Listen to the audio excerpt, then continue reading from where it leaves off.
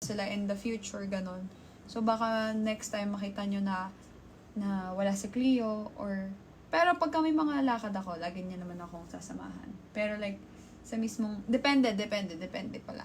Hindi pala lagi. Gusto ko Depende. lagi Pero ihahatid. gusto niya lagi akong ihahatid. Like for example, if ever lang, may one time kasi meron ako meeting, tapos hindi siya kasama sa meeting, pero hinatid niya ako sa place. Mhm. Gusto niya siya yung maghahatid tsaka magsusundo sa akin.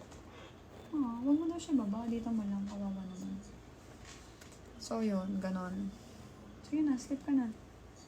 Siyempre gusto ko, alam ko nakarating ka safe. Ako yung kasama pa uwi. So may mga times na hindi talaga kami magkasama. Lalo na ngayon. Kasi Hindi naman palagi dapat tayong magkasama.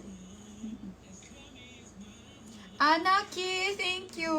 Lalo na ngayon. So, magkaiba na yung namin. Kaya pa na yung mundo namin. Hindi naman. Same pa rin naman. Pero may mga bagay lang talaga na, hindi ka pwede. Kaya lang.